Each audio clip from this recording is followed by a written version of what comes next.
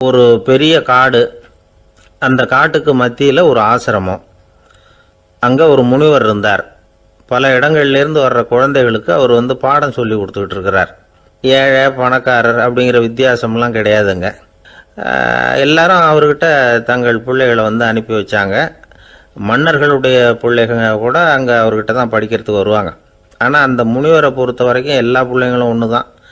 இது யார் வீட்டு பிள்ளைன்னெல்லாம் பார்க்க மாட்டார், எல்லாரும் சமம். மாணவர்கள்லாம் அங்கேயே மாத கணக்கில் வருஷ கணக்கில் தங்கியிருந்து பாடம் கற்றுக்கிட்டு போகிறது வழக்கம். அவராக பார்த்து போன்னு சொல்கிற வரைக்கும் அங்கேயே இருக்கணும், படிக்கணும். குருகுல வாசம். ஒரு சமயம் ஒரு ராஜகுமாரனும் அவர்கிட்ட படிச்சுக்கிட்டு இருந்தான். அவனுக்கு ஒரு 15 வயசு இருக்கும். சில வருஷம் கழித்து அந்த முனிவர் தன்கிட்ட இருக்கிற மாணவர்களுக்கெல்லாம் பரீட்சை வச்சார். அவங்களுடைய அறிவு முதிர்ச்சியை கணிக்கிறதுக்காக பல சோதனைகள்லாம் வச்சார். ஒவ்வொருத்தராக பார்த்து இனிமேல் நீங்கள் உங்கள் வீட்டுக்கு போகலாம் அப்படின்னு சொல்லி அனுப்பி வச்சுக்கிட்டு இருக்கிறார். எல்லாரும் போயிட்டாங்க. கடைசியாக மிஞ்சி இருந்தது ஒரே ஒரு மாணவன். அவனை மட்டும் வீட்டுக்கு அனுப்பலை. யார் அந்த பையன் தெரியுமா? அவன்தான் அந்த ராஜகுமாரன். ராஜகுமாரனுடைய தந்தைக்கு, அதுதான் அந்த ராஜாவுக்கு, அங்கே வயசு ஏறிக்கிட்டே போகுது. என்ன இது, படிக்க போன பையன் இன்னும் திரும்பி வரலையே அப்படின்னு நினச்சார். வந்துட்டா சீக்கிரமாக அவனுக்கு பட்டம் கட்டிவிட்டு நாம் விலகிக்கலாமே அப்படின்னு நினச்சார். கல்யாணம் வேறு பண்ணி பார்க்கணும் பையனுக்கு. ஆனால் பையன் வர்ற வழியை காணும். ராஜா பார்த்தார். சரி, நேர்லேயே போய் என்னன்னு தெரிஞ்சுட்டு வந்துடுவோம் அப்படின்னு காட்டுக்கு புறப்பட்டார். அங்கே போய் முனிவரை பார்த்தார். முனிவர் இவரை அன்பாக வரவேற்று உட்கார வச்சார். அதுக்கப்புறம் ராஜா மெதுவா, எல்லாரையும் வீட்டுக்கு அனுப்பி வச்சுட்டிங்களாமே, ஏன் பிள்ளைய மட்டும் அப்படின்னு சொல்லி மெதுவாக இழுத்தார். முனிவர் இதுக்கு உடனே பதில் சொல்லலை. ராஜாவை கூப்பிட்டுட்டு போய் விருந்தினர் குடிசையில் தங்க வச்சார். அதுக்கப்புறம் சொன்னார், உங்கள் மகன் எல்லா பாடங்கள்லேயும் முதல் இடம் வாங்கியிருக்கான். இப்படி முதலாவதாக வர்ற மாணவனுக்கு நாங்கள் இன்னொரு தேர்வு வைக்கிறது வழக்கம். அதுலேயும் அவன் முதலாவதாக வந்துட்டான்னா அவன் ஒரு பெரிய வித்வான் அப்படிங்கிற கௌரவத்தை அடைஞ்சிருவான் அப்படின்னார். அதாவது முனிவர் அப்படி சொல்கிறார். அப்படி சொல்லிவிட்டு போயிட்டார் அவர். ராஜா அங்கேயே தங்கிட்டார். ராத்திரி படுத்து தூங்கினார்.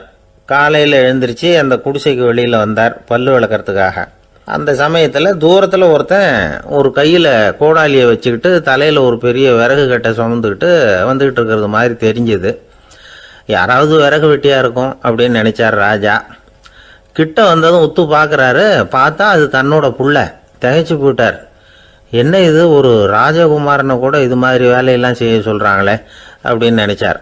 ராஜகுமாரன் விறகு கட்டை கொண்டுகிட்டு போய் கொல்லை பக்கம் வச்சான். அந்த சமயம் முனிவர் அங்கே வந்தார். என்ன மகனே, விறகு வெட்டிட்டு வந்துட்டியா? சரி, இப்போ ஒரு துடைப்பத்தை எடுத்துக்கோ, விருந்தினர் குடிசையின் வாசல் பக்கத்தை கூட்டி பெருக்கி சுத்தம் பண்ணு போ அப்படின்னார். அப்படியே செய்கிறேன் குருவே அப்படின்னு சொல்லிவிட்டு போனான். சுத்தம் பண்ண ஆரம்பிச்சிட்டான். ராஜா பார்த்தார் இதை. உடனே ஓடியாந்தார். மகனே, என்ன காரியம் பண்ணுற? துடப்பத்தை கீழே போடுனார். இப்போ அந்த ராஜகுமாரன் சொல்கிறான், தந்தையே, இது என்னுடைய குருதேவரோட உத்தரவு. இங்கே நான் ஒரு மாணவன். இங்கே அரசனும் ஒன்று தான், ஆண்டியும் ஒன்று தான். குருதேவர் சொல்கிறத மறுக்காமல் செய்கிறது தான் எங்கள் கடமை அப்படின்னா. இந்த சமயம் முனிவர் அங்கே வந்தார். இவனை முதுகில் தட்டி கொடுத்தார். அப்புறம் ராஜா கிட்ட சொன்னார், அரசே, உங்கள் புள்ள எங்கள் கடைசி தேர்வுலையும் வெற்றி பெற்றுட்டான். பணிவு தான் மாணவர்களின் மிக உயர்ந்த குணம். குருநாதர் சொல்றது மனசுக்கு பிடிக்கலன்னா கூட மறுக்காம செய்யணும். அப்படி செய்யறதுனால எதை செய்யலாம் எதை செய்யக்கூடாது அப்படிங்கிற விவேகம் அவங்களுக்கு வந்துடும். செய்யக்கூடாததை கூட பெரியவங்க சொல்லிவிட்டா செஞ்சுதான் ஆகணும் அப்படிங்கிற பணிவு அவங்களுக்கு வந்துடும். இந்த குணம் வந்துட்டுதுன்னா அவங்க எத்தனை கடினமான வேலையாக இருந்தால் கூட ரொம்ப சுலபமாக செஞ்சு முடிச்சிருவாங்க. தூக்கத்திலேயும் அப்புறம் துக்கத்திலேயும் தோண்டு போட மாட்டாங்க. இந்த பணிவும் விவேகமும் அவங்கக்கிட்ட மன உறுதியை ஏற்படுத்தும். அந்த உறுதி உங்கள் பையனுக்கு வந்தாச்சு. இனிமேல் அவனை நீங்கள் அழைச்சிட்டு போகலாம். அவன் நிச்சயமாக பேரும் புகழும் பெறுவான் அப்படின்னார். ராஜா அவரை பார்த்து, குருதேவா, புரிஞ்சுக்கிட்டேன், என்னை மன்னிக்கணும் அப்படின்னாரு. அதுக்கப்புறம் மகனை அழைச்சிக்கிட்டு நாட்டுக்கு திரும்பி வந்துட்டார். இந்த கதையை இன்று ஒரு தகவலில் சொல்லுங்கள் சார், உங்கள் நிகழ்ச்சியில் சொல்லுங்கள் சார் அப்படின்னு சொல்லி மாணவர்கள் கேட்டால் பணிவாக இருக்கிறது எப்படி அப்படிங்கிறத புரிஞ்சுக்குவாங்க அப்படின்னு சொன்னார் ஒருத்தர். சரி, சொல்லுவோம். அதுக்கு முன்னாடி நேர்லேயே ஒரு பையன்கிட்ட சொல்லி பார்க்கலாமே அப்படின்னு தோணுச்சு. உடனே ஒரு பையனை கூப்பிட்டோம். ஏன்பா உங்கள் வாத்தியார் உனக்கு இது மாதிரி ஒரு பரீட்சை வச்சா என்ன பண்ணுவேன் அப்படின்னு கேட்டோம். நானும் அப்படி தான் சார் நடந்துக்குவேன், விறகு வெட்டுவேன், தொடப்பத்தினால கூட்டி சுத்தம் பண்ணுவேன், உடனே செஞ்சு முடிச்சிருவேன் சார் அப்படின்னா. பலே பரவாயில்லையே அப்படின்னோம். ஆமாம் சார், அப்படி செஞ்சால் தானே வீட்டுக்கு அனுப்புவார், இல்லைன்னா இன்னொரு வருஷம் இங்கேயே இருந்து படின்னு சொல்லி விடுவார், அதனால் அப்படி செய்வேன் அப்படிங்கிறான் அந்த பையன். ஒரு ஊரில் ஒரு ஞானி இருக்கிறார். ரொம்ப பெரிய ஞானி, ரொம்ப வயசாயிட்டுது. கடைசி காலத்தில் அவர்கிட்ட சில பேர் வந்தாங்க. உங்கள் குரு யார் அப்படின்னு கேட்டாங்க. அவர் நிமிர்ந்து பார்த்தார். எனக்கு ஆயிரக்கணக்கான குருமார்கள் உண்டு, அவங்க பேரெல்லாம் சொல்லணும்னா இந்த காலம் பத்தாது, ஆனால் முக்கியமான ஒரு 3 பேரை பற்றி மட்டும் உங்களுக்கு சொல்கிறேன் அப்படின்னாராம். அப்புறம் சொன்னார், அந்த 3 பேரில் ஒருத்தன் ஒரு திருடன். ஒரு சமயம் ஒரு பாலைவனம் வழியாக நான் போய்கிட்டு இருந்தேன். அப்போது வழி தவறி போய் ஒரு கிராமத்துக்கு போயிட்டேன். அது இருட்டு நேரம், நடு ராத்திரி, ஊரே உறங்கி போச்சு. அந்த நேரத்தில் ஒரு ஆள் மட்டும் ஒரு வீட்டு சுவத்தில் ஏதோ பண்ணி உள்ளே நுழையிறதுக்கு முயற்சி பண்ணிகிட்டு இருக்கிறான். அவங்கிட்ட போய் நான் இன்னைக்கு இங்கே எங்கே தங்க முடியும் அப்படின்னு கேட்டேன். அதுக்கு அவன், இந்த ராத்திரி வேளையில் அது ரொம்ப சிரமம், ஒரு திருடனோட உங்களால் தங்க முடியும்னா நீங்கள் என்னோட தங்கலாம் அப்படின்னா. நான் அவங்க கூட 1 மாதம் தங்கியிருந்தேன். ஒவ்வொரு நாள் ராத்திரியும் இப்போ நான் என்னுடைய வேலைக்கு போகிறேன், நீங்கள் ஓய்வு எடுத்துக்கோங்க அப்படின்னு சொல்லிவிட்டு போவான். அவன் திரும்பி வந்த உடனே உனக்கு ஏதாவது கிடைச்சிதான்னு நான் கேட்பேன். அதுக்கு அவன், இன்னைக்கு ராத்திரி ஒன்றும் இல்லை, நாளைக்கு மறுபடியும் முயற்சி பண்ணுவேன் அப்படின்பா. எப்பவும் அவன் நம்பிக்கை இழந்ததே கிடையாது, எப்பவும் சந்தோஷமாகவே இருப்பான். நானும் ரொம்ப காலமாக தியானம் பண்ணிக்கிட்டே இருந்தேன், ஒன்றுமே நடக்கலை. ஆனால் நான் என்ன பண்ணேன் தெரியுமா, மனசு வருத்தப்படும், நம்பிக்கை இழந்துருவேன். அப்போல்லாம் அந்த திருடனுடைய விடாமுயற்சி தான் ஞாபகத்துக்கு வரும். அதனால் அந்த திருடன் எனக்கு ஒரு குரு. என்னுடைய 2வது குரு யாருன்னா அது ஒரு நாய். இது எப்படின்னா, ஒரு சமயம் எனக்கு ரொம்ப தாகமாக இருந்தது. ஒரு நதியை நோக்கி போய்கிட்டு இருந்தேன். அப்போ ஒரு நாயும் வந்தது, அதுக்கும் தாகம். ஓடி வந்து ஆற்றை பார்த்தது. அதோட நிழல் வந்து ஆற்றுல தெரிஞ்சது. அதை பார்த்ததும் பயந்துட்டுது. அதாவது அது தன்னுடைய சொந்த உருவத்தையே கண்டு பயந்தது. அதை பார்த்து குறைக்குது, திரும்பி ஓடிச்சு. ஆனால் அதுக்கு தாகம் அதிகமாக இருந்ததுனால அது மறுபடியும் திரும்பி வந்தது. பார்த்தா மறுபடியும் தண்ணியில் நாயோட உருவம் தெரியுது. இப்படி சில தடவை பண்ணிச்சு. இருந்தாலும் கடைசியில் தண்ணியில் குதிச்சுட்டுது துணிஞ்சி. இப்படி குதித்த உடனே அதோட உருவமும் மறைஞ்சுட்டுது. இதை பார்த்தேன். நான் என்ன புரிஞ்சுக்கிட்டேன்னா, எவ்வளவு தான் பயம் இருந்தால் கூட ஒருத்தன் தைரியமாக காரியத்தில் இறங்கணும் அப்படிங்கிறத புரிஞ்சுக்கிட்டேன். இந்த போதனை அந்த நாய்கிட்ட இருந்து எனக்கு கிடைச்சிது. இது ஒன்று. அடுத்தது என்னுடைய 3வது குரு யாருன்னா அது ஒரு சின்ன குழந்தை. நான் ஒரு சமயம் ஒரு நகரத்துக்கு போனேன். அங்கே ஒரு குழந்தை எரிகிற மெழுகுவத்தி ஒன்று எடுத்துக்கிட்டு வந்தது. நான் அந்த குழந்தைய பார்த்து வேடிக்கையாக கேட்டேன், ஏன் பாப்பா இந்த மெழுகுவத்தியை நீயாவே கொளுத்துனியா அப்படின்னு கேட்டேன். ஆமான்னுது அந்த குழந்தை. சரி, இந்த மெழுகுவத்தி முன்னாடி எரியாமல் இருந்தது, இப்போ எரியுது, இந்த மெழுகுவத்திக்கு வெளிச்சம் எங்கேருந்து வந்தது, அதை எனக்கு காட்ட முடியுமா அப்படின்னு கேட்டேன் அந்த குழந்தைகிட்ட. இதுக்கு அந்த குழந்தை சிரிச்சுக்கிட்டு அந்த மெழுகுவத்தியை ஊதி அணைச்சுட்டுது.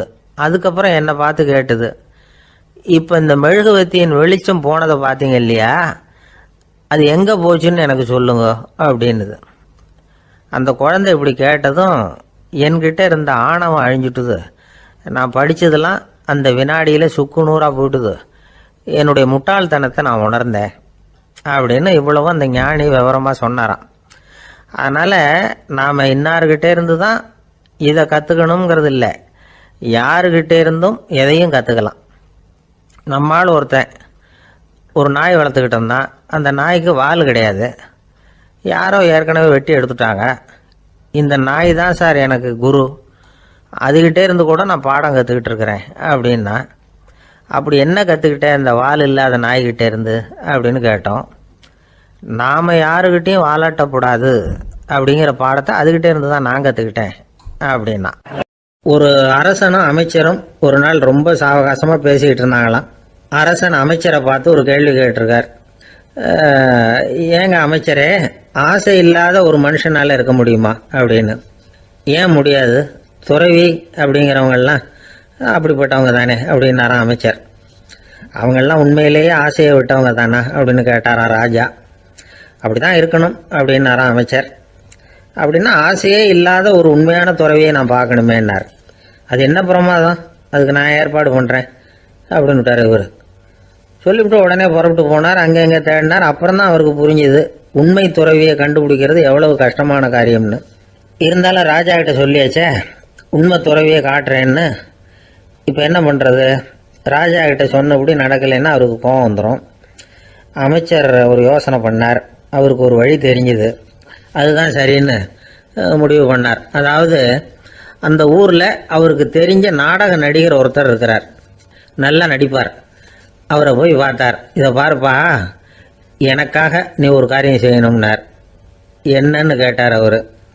நீ ஒரு துறவி மாதிரி கொஞ்ச நேரத்துக்கு நடிக்கணும். ராஜா உன்னை பார்த்துட்டு போகிற வரைக்கும் நடி, அது போதும். அதுக்காக உனக்கு 10,000 ரூபா தரேன் அப்படின்னார். அவர் எந்த காலத்தில் இவ்வளவு பணத்தை மொத்தமாக பார்த்துருக்கார்.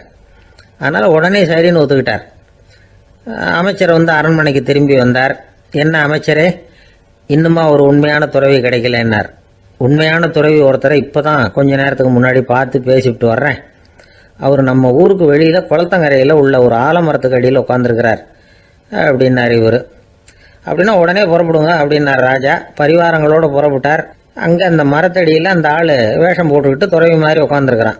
ராஜா நேராக போனார். அந்த துறவி காலில் பொத்துன்னு விழுந்து வணங்கினார். உடனே ராணியும் அவர் காலில் விழுந்தாங்க. அடுத்தபடியாக அமைச்சர் விழுந்தார். அவருக்கு தெரியும் இது நம்ம ஆள் தான்னு. இருந்தாலும் என்ன பண்ணுறது, நேரம். அப்புறம் பரிவாரங்கள்லாம் துறவி காலில் விழுந்து ஆசீர்வாதம் வாங்கிட்டாங்க. ராஜா அப்புறமா தங்கத்தட்டில் பொன்னையும் பொருளையும் வச்சு அந்த துறவிகிட்ட ரொம்ப பணிவாக நீட்டுறார். தாங்கள் தயவு பண்ணி இதை ஏற்றுக்கணும் அப்படின்னு வேண்டிக்கிட்டார். அந்த துறவி பற்று இல்லாமல் அதை பார்த்தார். எல்லாத்தையும் திறந்துட்ட எனக்கு இதெல்லாம் எதுக்காக அப்படின்னு சொல்லி அதை மறுத்துட்டாராம். ஆஹா, உண்மையான துறவியை பார்த்துட்டோம் அப்படிங்கிற ஆனந்தம் அரசருக்கு. ரொம்ப நிம்மதியாக திருப்தியாக திரும்பி வந்தார் அரண்மனைக்கு. அதுக்கப்புறம் அமைச்சர் யாருக்கும் தெரியாமல் அந்த துறவிகிட்ட ஓடினார். சொன்ன பிரகாரம் பணத்தை நீட்டினார். இந்தப்பா, நான் உங்ககிட்ட சொன்னபடி 10,000 ரூபா பணம் எடுத்துக்கோ அப்படின்னார். அந்த ஆள் ராஜா கிட்ட சொன்னது மாதிரியே எல்லாத்தையும் திறந்துட்ட எனக்கு இதெல்லாம் எதுக்காக வேணாம் அப்படின்னு விட்டாராம். நடித்த வரைக்கும் போதும்ப்பா, இனிமேல் இந்த நாடக வசனம்லாம் வேணாம், வேஷத்தை கலைச்சிரு, பணத்தை வாங்கிக்கோன்னார். இல்லைங்க, இது வேஷம் இல்லை, இது வசனமும் இல்லை, இது உண்மை. கொஞ்ச நேரம் துறவி மாதிரி நடித்ததுக்கே இந்த தேசத்து ராஜா, ராணி, அமைச்சர், பரிவாரங்கள் எல்லாம் என் காலில் விழுந்து வணங்குறாங்க. அப்படின்னா உண்மையான துறவியாக இருக்கிறது எவ்வளவு பெருமையான விஷயம். நான் உண்மையான துறவியாக ஆக போகிறேன், அப்படி முடிவும் பண்ணிட்டேன் அப்படின்னார் அந்த நடிகர். வேஷம் கூட எப்படிப்பட்ட விளைவுகளை உண்டு பண்ணுது பார்த்தீங்களா. நம்மால் ஒருத்தன் ரொம்ப வசதியாக தான் இருந்தான். ஒரு நாள் அவன் சொத்து பூரா திருட்டு போட்டுது. அதுக்கப்புறம் இவன் துறவி மாதிரி ஆயிட்டான். ஊர் ஊராக சுற்றினான். ஒரு குருநாதரை தேடி கண்டுபிடிச்சான். அவர்கிட்ட சீடனாக சேர்ந்துக்கிட்டான். அவனை பார்த்து ஒருத்தர் கேட்டார், நீ உண்மையான சீடன் தானான்னு. இல்லைங்க, சீடன் மாதிரி நடிச்சுக்கிட்டு இருக்கிறேன் அப்படின்னா. அது குரு துரோகம் இல்லையா அப்படின்னு கேட்டார் அவர். இல்லைங்க, நான் பண்ணது குரு துரோகம் இல்லை, என் குரு பண்ணது தான் துரோகம். என்னுடைய பணத்தை கொள்ளையடிச்சது இவர் தான். அதை எங்கே வச்சிருக்காருன்னு கண்டுபிடிக்கிறதுக்காக தான் இவர்கிட்ட சீடனாக சேர்ந்துருக்கிறேன் அப்படின்னானா. ஒரு ஊரில் ஒரு பெரிய ஞானி இருந்தார். அவர் படுக்கையில் இருந்தார். இன்னும் கொஞ்ச நேரம்தான் அவர் இந்த உலகத்தில் இருக்க போகிறார். அவரை சுற்றி ஏகப்பட்ட கூட்டம். ஏற்கனவே அவருடைய உபதேசங்களை கேட்டவங்க பல பேர் அவரை சுற்றி நிற்கிறாங்க. அந்த ஞானி மெதுவாக கண்ணை திறந்து பார்க்குறார். எல்லாரும் அவருடைய கடைசி வார்த்தையை கேட்கறதுக்காக அவளோட காத்துக்கிட்டு இருக்கிறாங்க. அந்த ஞானி மெதுவாக பேச ஆரம்பித்தார். நான் என்னுடைய வாழ்நாள் பூராவும் உங்களுக்கு நிறைய போதனைகள் சொல்லிக்கிட்டு இருக்கிறேன். பேரானந்தம், மகிழ்ச்சி, தியானத்தன்மை, இதை பற்றியெல்லாம் சொல்லியிருக்கிறேன். இப்போ நான் வேற ஒரு கரைக்கு போய்கிட்டு இருக்கிறேன். நான் இனிமேல் இந்த கரையில் இருக்க மாட்டேன். நீங்கள் நான் சொன்னதையெல்லாம் கேட்டீங்க, ஆனால் எதையும் நீங்கள் நடைமுறைப்படுத்தி பார்க்கல. எல்லாம் கேட்டதோடு சரி, அதோடு விட்டுவிட்டீங்க. அப்புறம் அதை தள்ளி போட்டுக்கிட்டே வந்துட்டீங்க. மேலும் அதை தள்ளி போடுறதுல எந்த பிரயோஜனமும் கிடையாது. இப்போ நான் போய்கிட்டு இருக்கிறேன். உங்களில் யாராவது என்னோட வர்றதுக்கு தயாரா அப்படின்னு கேட்டார். அவ்வளவுதான், யாரும் வாயை திறக்கல. ஒரே மௌனம், சத்தமே இல்லை. ஒருத்தர் பார்த்துக்கிட்டே நிற்கிறாங்க. அந்த கூட்டத்தில் ஒரு ஆள் அந்த ஞானி கூடவே 40 வருஷத்துக்கு மேலே இருந்திருக்கிறான். அவனும் வாயை திறக்காமல் இன்னொருத்தன் முகத்தை பார்த்துக்கிட்டே நிற்கிறான். இந்த சமயத்தில் பின்னாடி நின்றுட்டு இருந்த ஒருத்தன் கையை தூக்கினான். ஞானி அவனை பார்த்தார். சரி, ஒருத்தனுக்காவது நம்மோட வர்றதுக்கு தைரியம் இருக்குது அப்படின்னு நினச்சார். ஆனால் அந்த ஆள் என்ன சொன்னான் தெரியுமா? ஐயா, நீங்கள் கேட்குறப்போ நான் உடனே எழுந்திருக்கல, கையை மட்டும்தான் தூக்கினேன். என்ன காரணம்னா, நான் எப்படி அடுத்த கரைக்கு வந்து சேர்றதுங்கிறது தெரிஞ்சுக்கிறதுக்காக தான். அந்த விவரத்தை மட்டும் இப்போ உங்ககிட்ட இருந்து நான் தெரிஞ்சுக்க ஆசைப்படுறேன். ஏன்னா இப்போ நான் உங்கள் கூட வர்றதுக்கு தயாராக இல்லை. எவ்வளவோ காரியங்களை நான் இன்னும் இங்கே முடிக்க வேண்டியிருக்குது. வீட்டுக்கு ஒரு விருந்தினர் வந்திருக்கிறார், என்னுடைய இளைய மகனுக்கு கல்யாணம் பண்ணி வைக்கணும். அதனால் இன்றைக்கி உங்கள் கூட வர முடியாது. அது மட்டும் இல்லை, இப்போ உங்கள் கூட அடுத்த கரைக்கு வந்தால் திரும்பி வர முடியாதுன்னு வேறு சொல்கிறீங்க. அதனால் இப்போ நான் வரல. இன்னொரு நாள் நிச்சயமாக நான் வர்றேங்க, வந்து உங்களை சந்திக்கிறேன். அதனால் இப்போ நீங்கள் இன்னொரு தடவை எங்களுக்கு விளக்கமாக சொல்லணும். ஏற்கனவே பல தடவை சொல்லியிருக்கிறீங்க. தயவு பண்ணி இப்போ ஒரு தடவை சொன்னீங்கன்னா சௌகரியமாக இருக்கும்.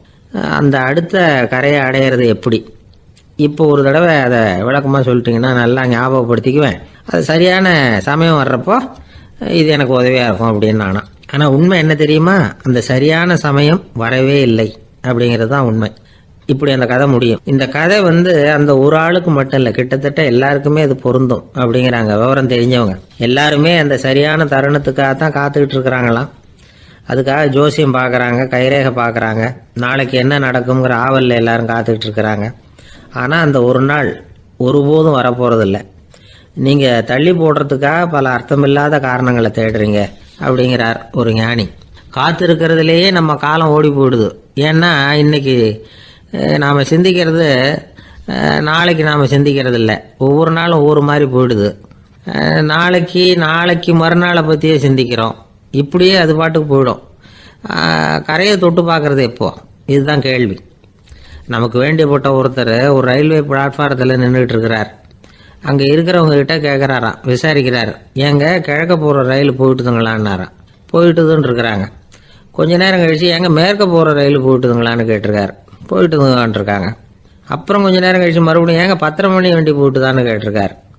தொடர்ந்து காலையிலேருந்து சாயந்தரம் வரைக்கும் இப்படி ஒரே இடத்துல நின்றுட்டு கேட்டுக்கிட்டே இருக்கிறார். இதை பார்த்துக்கிட்டு இருந்த ஒருத்தர் அவர்கிட்ட ஏங்க நீங்கள் எங்கே போகணும் அப்படின்னு கேட்டாராம். இவர் மெதுவாக சொன்னாராம், இந்த ரயில்வே லைனை தாண்டி அந்த பக்கம் போகணும் அப்படின்னாராம். ஒரு நாள் காலை நேரம் ஒரு குரு படுக்கையை விட்டு எழுந்திருக்கிறார். உடனே சீடர்களை பார்த்து எல்லாரும் இப்படி வாங்கங்கிறார். எல்லாரும் வர்றாங்க வேகமாக. என்னங்க வேணும் உங்களுக்கு அப்படிங்கிற மாதிரி எல்லாரும் குருவை பார்த்தாங்க பயபக்தியோட. குரு அந்த சீடர்களை பார்த்து, இதை பாருங்கள், இப்போ நான் ஒரு சிக்கலான விவகாரத்தில் மாட்டிக்கிட்டு இருக்கிறேன், அதை நீங்கள் தீர்த்து வச்சா நல்லதுன்னார். சீடர்களுக்கு ஒன்றும் புரியல. என்ன இது இவர் இப்படி சொல்கிறாரு, நமக்குள்ள எல்லா விவகாரங்களையும் தீர்த்து வைக்கிறவர் நம்ம குருநாதர், அவருடைய விவகாரத்தை நாம் தீர்த்து வைக்கிறதா, ஆச்சரியமாக இருக்குதே, குருநாதருக்கே சிக்கலா அப்படின்னு யோசனை பண்ண ஆரம்பித்தாங்க. இருந்தாலும் ரொம்ப பணிவாக கேட்டாங்க, சுவாமி உங்களுக்கே சிக்கலா, இந்த உலகத்து சிக்கல்களுக்கும் சிரமங்களுக்கும் அப்பாற்பட்டவர் அல்லவா தாங்கள், அப்படிப்பட்ட உங்களுக்கு சிக்கல்னா அது எப்படி அப்படின்னாங்க. எனக்கு ஏற்பட்டிருக்கிற சிக்கல் அவ்வளவு பெருசு, ரொம்ப பெரிய விவகாரம் அது அப்படின்னார் குரு. கொஞ்சம் விவரமாக சொல்லுங்க அப்படின்னாங்க இவங்க. இப்போ அந்த குரு விவரத்தை சொன்னார். அதாவது நேற்று ராத்திரி நான் ஒரு கனவு கண்டேன். அந்த கனவில் நான் ஒரு பட்டாம்பூச்சியாக மாறிட்டேன். அப்படி மாறி ஒவ்வொரு மலராக பறந்து போய் உட்காந்து தேன் சாப்பிட்டேன் அப்படின்னார். சீடர்கள் இதை கேட்டதும் ரொம்ப திகைச்சு போயிட்டாங்க. என்ன இது ஒரு பெரிய பிரச்சனையா, ஒரு சாதாரண கனவு கண்டதுக்காகவா இந்த காலை வேளையில் நம்மளையெல்லாம் குருநாதர் இவ்வளவு அவசரமாக கூப்பிட்டுருக்கார் அப்படின்னு நினச்சாங்க. இருந்தாலும் கேட்டாங்க, இதில் என்ன சிக்கல் சுவாமி, கனவுங்கிறது எல்லாருக்கும் வரத்தானே செய்யும் அப்படின்னார் ஒரு சீடர். சீடர்களே, பிரச்சனை அது இல்லை. நான் இன்னைக்கு காலையில் கண்ணு முழிச்சு பார்த்தப்போ நான் நானாக மறுபடியும் மாறிட்டேங்கிறத தெரிஞ்சுக்கிட்டேன். இதில் சிக்கல் என்னன்னா, இப்போ அந்த பட்டாம்பூச்சி தான் நானாக ஆயிட்டதாக கனவு கண்டுகிட்டு இருக்கா அப்படிங்கிறது தான். ஒரு மனுஷன் பட்டாம்பூச்சி ஆகிறதாக கனவு காண முடியுங்கிறப்போ அந்த பட்டாம்பூச்சியும் மனுஷனாக ஆகிறதாக கனவு காண முடியும் இல்லையா? இப்போ எனக்கு யதார்த்த நிலை தெரியணும், எது நிஜம்னு தெரியணும். நேற்று ராத்திரி நான் கண்டது கனவா, அல்லது இது பட்டாம்பூச்சி கண்டுகிட்டு இருக்கிற கனவா? இதுதான் குரு கேட்ட கேள்வி. இதை கேட்டதும் சீடர்கள் ரொம்ப குழம்பி போயிட்டாங்க. சுவாமி, இது வரைக்கும் நாங்கள் தூங்குறப்ப பார்க்கறது கனவுன்னும் மூழ்கிட்டு இருக்கிறப்ப பார்க்கறது நனவுன்னு நம்பிக்கிட்டு இருக்கிறோம். இப்போ எங்களை ரொம்ப குழப்பிட்டீங்க, இதுக்கு பதில் சொல்ல எங்களுக்கு சக்தி இல்லை அப்படின்னு சொல்லிவிட்டாங்களாம். அதுக்கப்புறம் அந்த குரு சொன்னாராம், நினைவு தான் முக்கியமான அம்சம். முடிவு கட்டம்னா பகலின் நினைவுகளை விட இரவின் கனவுகளே ரொம்ப உண்மை. ஒருத்தன் தூங்க போனால் தூங்கிக்கிட்டே இருந்தால் அவன் காணும் கனவு பொய்ங்கிறத அவன் உணர மாட்டான். ஒவ்வொரு கனவும் காணும் பொழுது அது ரொம்ப உண்மையாக தான் தெரியுது. ஒரு கனவு கூட உண்மை இல்லைன்னு கனவுல தோன்றுவதே இல்லை அப்படின்னார் குரு. அகில வாழ்வு அத்தனையும் சொற்பனம் கண்டாய் அப்படிங்கிறார் தாயுமானவர். ஆகையினால நம்ம கனவுலேருந்து நாம் என்னைக்கு முழிச்சிக்க போகிறோம் அப்படிங்கிறது தான் ஒரு முக்கியமான கேள்வி. ஒருத்தர் வந்தார், காலில் கட்டோடு வந்தார். என்னங்க காலில் கட்டுன்னு? சார், நேற்று ராத்திரி தூக்கத்தில் எங்கள் வீட்டு கூரையில் ஏணியை சாத்தி வச்சு இறங்கினப்போ வழுக்கி விழுந்து காலை உடச்சிக்கிட்டேன்னார். உங்கள் வீட்டில் தான் ஏணியே கிடையாது சார் அப்படின்னு. உண்மைதான் சார், நான் கீழே விழுந்து முழிச்சுக்கிட்டதுக்கு அப்புறம் தானே ஏணி இல்லைங்கிறது எனக்கு ஞாபகம் வந்தது அப்படின்னார். கங்கை கரை தோட்டம் பக்கத்தில் ஒரு ஆசிரமம், அங்கே ஒரு பெரியவர் தங்கி இருக்கிறார். அவர் தான் ராமகிருஷ்ண பரமஹம்சர். அந்த ஆசிரமம் இருந்த இடம் கரக்பூர். வங்காளத்தில் பொதுவாக எல்லாரும் மீன் சாப்பிட்றது உண்டு. கங்கையில் குளிச்சுட்டு கையில் ஒரு மீனோடு வர்றது வழக்கம். இவர் இருக்கிற இடத்துக்கு கங்கையில் படகு வழியாக வரணும். அப்படி தான் எல்லாரும் வருவாங்க. வர்றவங்கள ஒன்று கூட்டி ஆன்மீக விஷயங்களை பற்றி பேசிக்கிட்டு இருப்பார். ஒவ்வொரு நாள் ஒவ்வொருத்தர் நகரத்துக்கு போகணும். வரும்பொழுது மீன் கொண்டுகிட்டு வரணும். அதுக்கு ஒரு அட்டவணையே உண்டு ஆசிரமத்தில். அது பிரகாரம் ஒரு நாள் சுவாமி யோகானந்தர் படகில் போனார். படகை செலுத்தினவங்க ராமகிருஷ்ணரையும் சுவாமி யோகானந்தரையும் மற்றவங்களையும் பித்தர்கள் அப்படின்னு சொல்லி ஏளனமாக பேசினாங்க. அவங்க என்ன பைத்தியம் பிடிச்சவங்க அப்படிங்கிறது மாதிரி. சுவாமி யோகானந்தருக்கு ரொம்ப மென்மையான இதயம். இவங்க இப்படி கண்ணாபின்னான்னு பேசுகிறத பார்த்தா மீனை வாங்கிட்டு திரும்புகிறப்போ என்ன நடக்குமோ அப்படிங்கிற பயம் வேற வந்துட்டுது அவருக்கு. அவ்வளவு மென்மையானவர். இதை தெரிஞ்சுக்கிட்ட ராமகிருஷ்ணர், யோகானந்தா இங்கே வா அப்படின்னு கூப்பிட்டார். இவர் கண்ணீரை தொடச்சிக்கிட்டே கிட்ட போனார். சொன்னார், ஐயா, படகு ஓட்டுறவங்க உங்களை பற்றி மோசமாக பேசுகிறாங்க. என்ன திட்டினா பரவாயில்ல, ஆனால் உங்களை அவங்க திட்டுறாங்க. அதை என்னால் தாங்கிக்க முடியல அப்படின்னார். இதை கேட்டதும் ராமகிருஷ்ணருக்கு கோபம் வந்துட்டு தான். என்னது, உன்னுடைய குருவை பற்றி அவங்க மோசமாக பேசும்பொழுது நீ சும்மா இருந்தியா? வெளியில் போ அப்படின்னு விட்டார். குரு நிந்தனை செய்கிறப்போ அதை கேட்டுக்கிட்டு சும்மா இருக்கலாமா? குரு நிந்தனையை கேட்டால் பாவம் இல்லையா? என்னை தூற்றும் போது அவங்க பாவம் செய்கிறாங்க. அதை கேட்டுக்கிட்டு நீ சும்மா இருந்தால் நீயும் பாவம் செய்கிற அப்படின்னாராம். அடுத்த நாள் சுவாமி நிரஞ்சனானந்தர் போக வேண்டிய நாள். இவர் படகுல போகும்பொழுதும் அதே மாதிரி நடந்துதான். அவங்க மோசமாக பேச ஆரம்பித்தாங்க, திட்ட ஆரம்பித்தாங்க. அப்படி கேலி பண்ண ஒருத்தனை இவர் என்ன பண்ணார், பலார்னு கன்னத்தில் அரைஞ்சிட்டார்.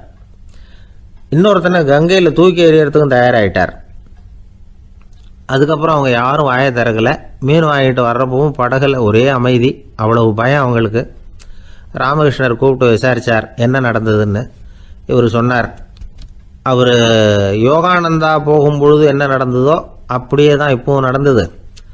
குரு நிந்தனை செய்கிறத கேட்டுக்கிட்டு நான் சும்மா இருப்பேனா?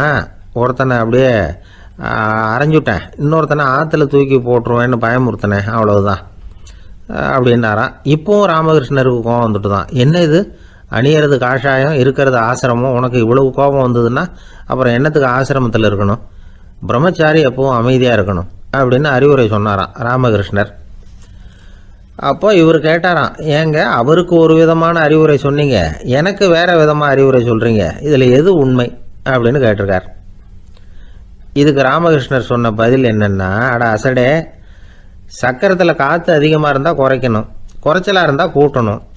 அவன் சாது, அவனுக்கு அதிக உணர்ச்சி தேவை, உனக்கு படபடப்பு அதிகம், உனக்கு பொறுமை தேவை அப்படின்னாராம். இதில் உள்ள கருத்து என்னன்னா, கல்விங்கிறது எப்படின்னா அதை சூழ்நிலைக்கு தகுந்த மாதிரி கற்பிக்கணும். எல்லாருக்கும் ஒரே மாதிரி கற்பிக்கக்கூடாது. கேட்குறவர் தகுதி, புரிஞ்சுக்கிற திறமை, இதை பொறுத்து கல்வி அமையணும். ஆரம்ப காலத்தில் ஒரு குரு, அப்போ ஒரு சீடன் இருந்தான். அது வேடிக்கையான குரு, வேடிக்கையான சீடன். ஒரு ஆசிரமம். ஒரு நாள் ஒருத்தன் அவசரமாக அந்த குருவை தேடி வந்திருக்கிறான். என்ன விஷயம்னு விசாரித்தார் குரு. உங்கள் சீடர் என்னை அடிச்சுட்டார் அப்படின்னு புகார் பண்ணானா அந்த ஆள். குரு சீடனை கூப்பிட்டார். அடிச்சியா இந்த ஆளை அப்படின்னு கேட்டாராம். ஆமான் இருக்கான் சீடன். ஏன் அடிச்சே? அப்படின்னு கேட்டாராம். இந்த ஆள் உங்களை பற்றி மட்டமாக பேசிவிட்டான், என்னால் அதை தாங்கிக்க முடியல, அதனால தான் அடிச்சுட்டேன்ருக்கான். அப்படி என்ன பேசினா அப்படின்னு கேட்டாராம். உன்னுடைய குருநாதர் இப்போல்லாம் அர்த்தமில்லாமல் பேச ஆரம்பிச்சுட்டார் அப்படின்னு சொல்லிவிட்டான், அதனால தான் அடிச்சுட்டேன் அப்படின்னு நானாம். அதுக்காக அடித்தே அப்படின்னாராம். நான் அதுக்காக அடிக்கலை குருவே, இப்பெல்லாம் நீங்கள் அர்த்தமில்லாமல் பேசுகிறதாக அவன் சொல்கிறான் அப்படின்னா இதுவரைக்கும் நீங்கள் அர்த்தத்தோடு பேசினதாகத்தானே அர்த்தம், அது தப்பு தானே, அதனால தான் அடித்தேன் அப்படின்னு நானாம். ஒரு ஊரில் ஒரு இளைஞன் இருந்தான். ஒரு நாள் அவன் ஒரு குருவை தேடிட்டு புறப்பட்டான். ஊரை விட்டு வெளியில் போனான். போகிற வழியில் ஒரு காடு. அந்த காட்டில் ஒரு மரத்தடியில் ஒரு பெரியவர் உட்காந்துருக்கிறார். அமைதியாக மௌனமாக அவர் அமர்ந்திருக்கிறார். இந்த பெரியவரை விசாரிக்கலாம், குருவை தேடி கண்டுபிடிக்கிறதுக்கு இவர் ஏதாவது ஒரு வழி சொல்லி கொடுப்பார் அப்படின்னு நினச்சிக்கிட்டு அவரை நெருங்கினான். ஐயா, எனக்கு ஒரு குரு தேவை, எங்கே கிடைப்பார், அவரை எப்படி அடையாளம் கண்டுபிடிக்கிறது, அதை பற்றி ஏதாவது விவரம் சொன்னீங்கன்னா நான் கண்டுபிடிச்சிக்குவேன் அப்படின்ட்டுருக்கான். பெரியவர் நிமிர்ந்து பார்த்தார். தம்பி, அது ரொம்ப சுலபம்.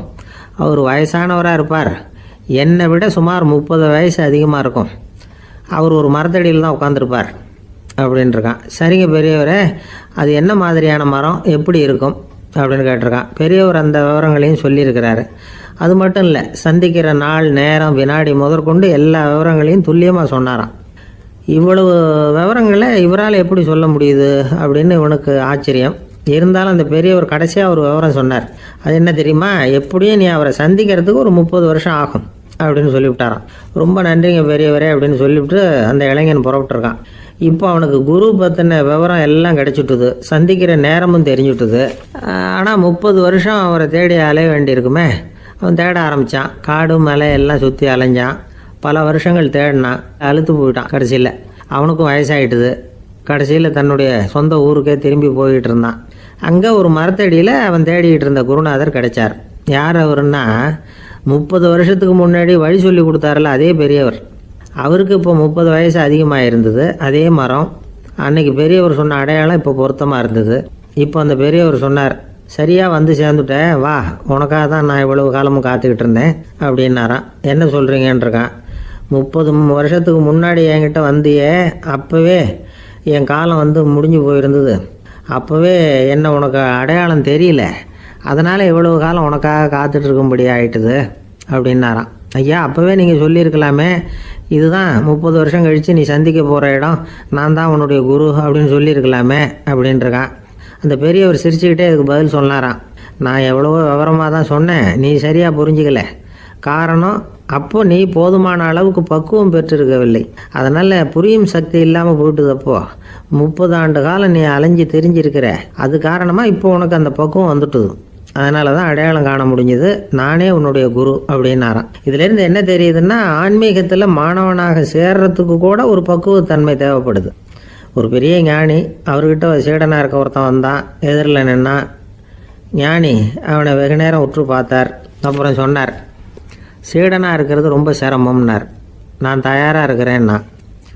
அது இன்னமும் சிரமமாச்சே, இங்கே வந்து குருவாக இருக்கிறது மட்டுமே சுலபம் அப்படின்னாராம். அப்படின்னா நான் குருவாகவே ஆயிடுறேன் அப்படின்னானா. இது போலவே இந்த காலத்தில் கதை ஒன்று உண்டு. ஒரு பள்ளிக்கூடத்தில் வகுப்பு ஆசிரியர் மாணவனை திட்டிக்கிட்டு இருந்தார். டேய், நீ 100க்கு 10 மார்க்கு தான் வாங்கிக்கிட்டு இருக்க, இவ்வளவு மோசமாக நீ படித்தா கடைசியில் மாடு மேய்க்கிறது கூட லாய்க்கு இல்லாதவனா ஆயிடுவேன், அதுக்கப்புறம் என்ன செய்ய போகிறேன் அப்படின்னாராம். பையன் தலையை சொரிஞ்சிக்கிட்டே சொன்னானா, சார் அப்படின்னா ஒன்று செய்கிறேன் அப்படின்னானா. இவர் கேட்டிருக்கார், என்ன செய்ய போகிறேன்னு. வேற என்ன சார், உங்களை மாதிரி ஒரு ஆசிரியர் ஆகிடுறேன் அப்படின்னானா. பக்தின்னு சொல்கிறோம் இல்லையா, அது வந்து 3 வகைப்படும் அப்படிங்கிறார் ஒரு பெரியவர். அது என்ன 3 வகைன்னா, தெய்வ பக்தி, அடியார்கள் பக்தி, குரு பக்தி.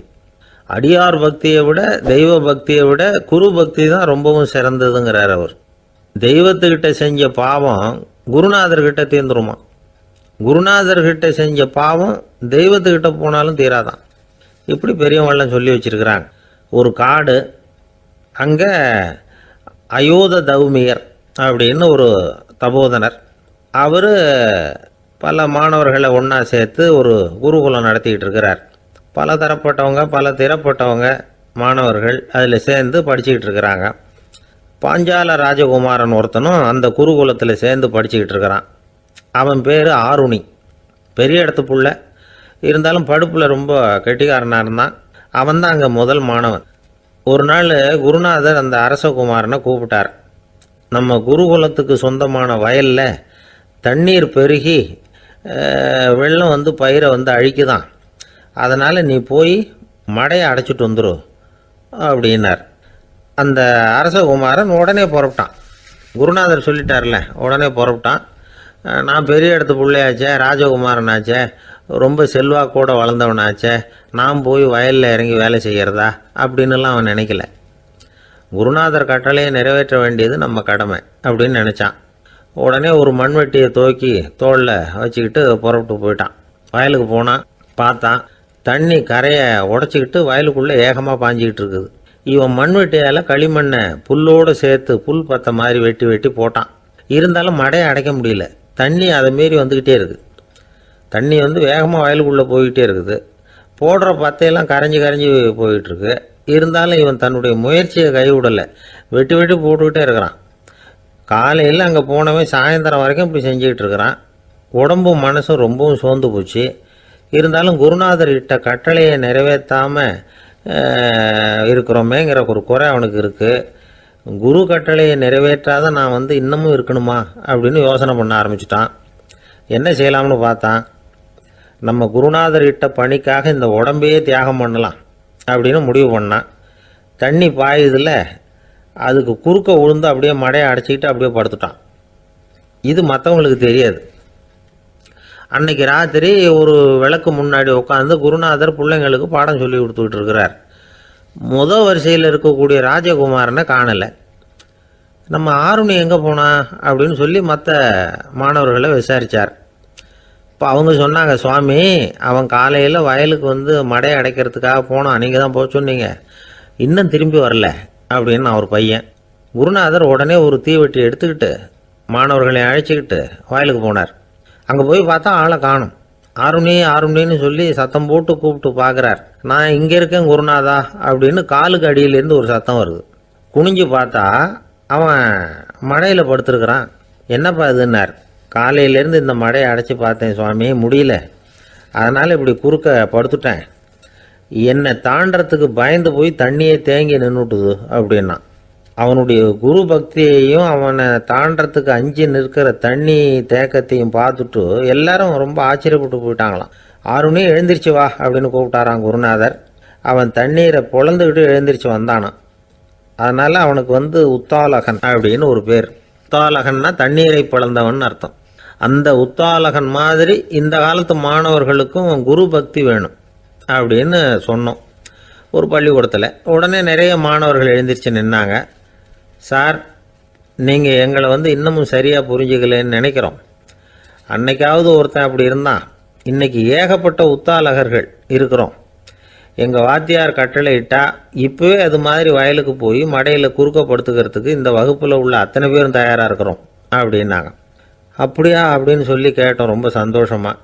ஒருத்தன் ரொம்ப அடக்கமாக எழுந்திரிச்சான். அப்புறம் சொன்னான், ஆமாம் சார், வகுப்பில் வந்து இவர் நடத்துகிற பாடத்தை கேட்டுக்கிட்டு இருக்கிறத விட பேசாமல் போய் மடையில் படுத்து விடுறது ஒன்றும் கஷ்டமான காரியமாக இருக்காது, அதனால தான் எல்லாரும் அங்கே போகிறேன்னு சொல்கிறோம் அப்படிங்கிறான்.